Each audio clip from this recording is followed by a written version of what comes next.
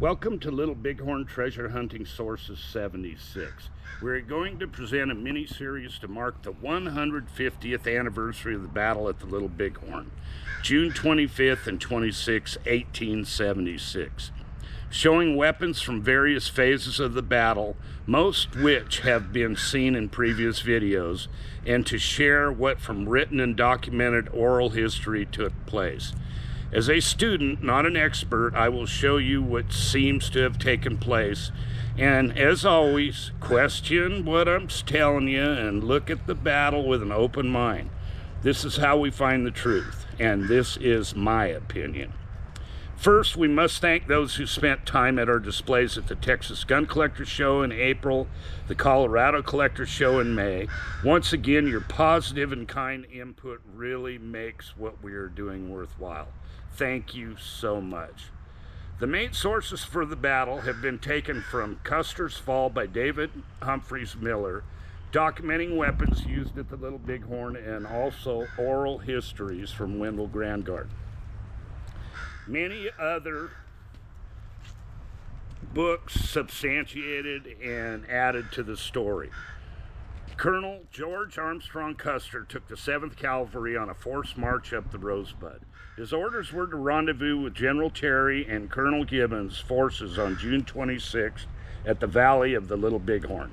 Gibbon's last words to Custer was, "Be sure and wait for us." Custer had other ideas, as he did not travel the extra 20 to 25 miles south up the Rosebud. Instead, he turned west on a lodgepole trail that the Indians had left, pushing his men with brief rests. Sending Lieutenant Varnum and some of the scouts ahead through the Wolf Mountains to what was known as the Crow's Nest to try and spot the hostile camp. The scouts were led by 6 Crows from Colonel Gibbon's scouts that knew the country very well. After they left, the rest of the 7th got a brief rest. Custer waited a couple hours and then decided to proceed with a night march. The scouts reached the Crow's Nest before morning light, which came shortly. Off to the west, as the sun rose behind them, the scouts could make out the smoke from the hostile camp, as well as thousands of horses grazing outside the camp.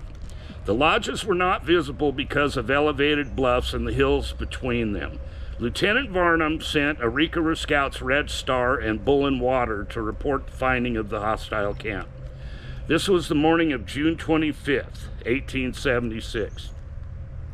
More than 24 hours before Custer was to rendezvous with Terry and Gibbons. He was way ahead of schedule. The scouts found the 7th stopped and cooking coffee and bacon with the cook fire smoke visible for many miles. When the scouts reported, Custer hurried to the Crow's Nest and left the rest of the command to follow. Once there, the sun was well up, and where the hostile camp was located, the sky was very hazy from all the cook fires and dust, keeping Custer from seeing anything clearly. The scouts told him they had been spotted by Sioux scouts that headed to the main enemy camp. The scouts also told Custer that the camp was huge and that there were more Indians than they had bullets for, and it would take more than 2 or 3 days to shoot them all. Custer did not believe them, and without the reconnaissance, ordered his men forward. From previous encounters with the Indians, he believed they would flee when attacked and would be easily captured. Custer wanted all the glory from the upcoming battle and didn't want to share it with any other command. The estimated number of the enemy was a quarter or less of the warriors that were actually present, who many of which were armed with repeating Winchesters and Spencers. Custer broke up his command into 4 groups, with Major Reno leading companies A, G, and M, Captain Benteen, who Custer loathed, leading D, H, and K. Company B, under Captain McDougal, was assigned to guard the pack train of mules, assisted by a few troopers from each of the companies whose mules carried their gear and supplies. Also, there were civilian packers tending the slow mules that were constantly holding up the column. The whole command began to separate. Captain Benteen and troops were ordered south of Ash Creek into no man's land, possibly because Custer didn't want Benteen to be part of the glory of the battle, and to look for escapees or stragglers from the Little Bighorn when it was attacked. Major Reno with his companies rode parallel to Custer and his 5 companies with Ash Creek in between. As they got closer to the Little Bighorn Valley, Custer promised Reno he would support his charge on the village with the whole outfit. Custer turned north as Reno continued into the valley, where Ash Creek flowed into the Little Bighorn. At this point, Custer, or no one, had seen the huge 7 great circles of lodges, or the immense amount of small wickiups that were containing 1 or 2 warriors each. The scouts who were sent ahead to steal the Sioux horses crossed the Little Bighorn as Reno arrived at the crossings. The Arikara Scouts and Crow Scouts, Half Yellowface and White Swan, with the Jackson brothers and the interpreter Isaiah Dorman, Lonesome Charlie Reynolds, and Fred Gerard. They all gathered outside the tree line with Reno's men, and that's when they got the first look at the southern end of the 7 camp circles. The closest to the river was the Hunkpapa camp of 235 lodges, and it was about 2 to 3 miles away, and to the west of that, a little further north, stood Blackfeet Circle of 26 lodges, concealing the other 5 circles. Before them, the valley floor broken with ravines and gullies. On the right side of the meandering Little Bighorn River was lined with cottonwood trees, willows, and brush. Further to the right, the east side of the river, steep bluffs rose a couple 100 feet behind the trees, a mile or more from where Reno was regrouping from the crossing. On the far left or west, the valley floor rose and was covered with thousands and thousands of horses grazing. The Indians have said there were more than 20,000 horses in the valley that day. The Arikara Scouts took off after the horses while Reno led out as ordered, directly at the village. Company A and M formed, G and M formed an attack line with Company A to follow at rear guard. The Arikara Scouts were already gathering horses as Reno advanced. A great dust cloud rose between the village and the soldiers as the alerted camp headed towards the attackers. A large ravine stood between Reno and the camp, full of organizing warriors, ready to spring into action. Already it looked like there were more Indians than were supposed to be there in the valley. The Indians' force was described as bees swarming and swirling from a beehive that was hit with a stick. Overwhelmed, Reno had his troops dismount, with every 4th trooper holding 4 horses. Company A moved forward to join the line of Company G and M. The battle was intense, with sheer force of numerous warriors pouring out through the Hunkpapa camp. Gun smoke and dust filled the air as the left side of Reno's line began to collapse.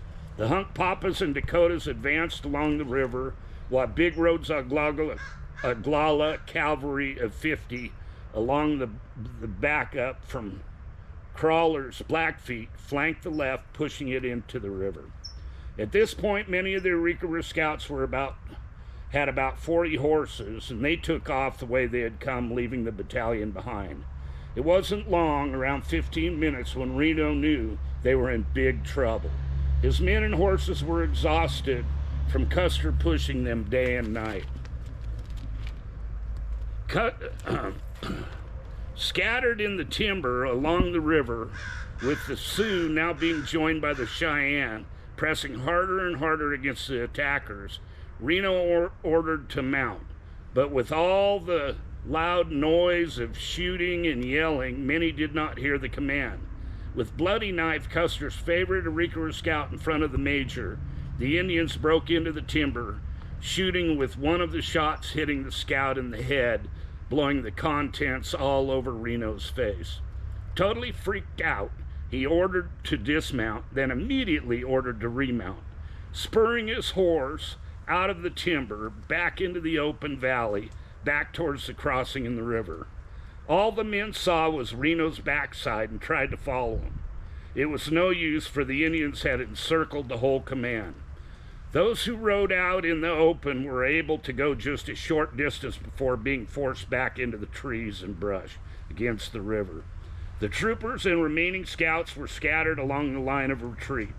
The dead and severely wounded laying in the open plain, overwhelmed by continual waves after wave of new Indian fighters. A few of the soldiers in Reno's command got glimpses of Custer and his troops heading north, away from them, behind the top of the bluffs. Unable to reach Reno, they could not report the fact that Custer would be of no help to them. Now I'm going to show you some of the weapons that were here. We'll start here with Bull in the Water single action. He was the one who went back to report they'd seen the camp, and then he also helped gather up and steal some of the Sioux horses. Next we have Holy Cloud's 1858 Remington caliber, serial number 91568, and Powderhorn. His family testimony stated that mounted on his black stallion, Soto Zoo, which meant smoke, the fastest horse in the Dakota Nation, rode right into the line of soldiers, first killing one, whose wounded horse ran straight at the camp, then killing two and wounding three. Their names were Private Smith, Corporal McCoy, and Sergeant Omaha, killed and wounded Private Meyer, Private Pigford, and Sergeant White. And the serial number on Bull in the Waters, the first single action, is 9355. Next, we will go to Colt serial number 5551. This was issued to Private Andrew Connor, Company A, which fought the Valley Fight, and was taken from Connor by Little Bear, who rode with Crazy Horse. Next, a 1873 Springfield carbine, serial number 33993, taken by Crazy Bear 8 days earlier from the Rosebud battle, and then used at the Greasy Grass, or Little Bighorn battle, and it's so marked, both Rosebud and Greasy Grass. There was a Hunkpapa Akasita, which is a camp policeman, who would have been to the front of the counterattack against Reno.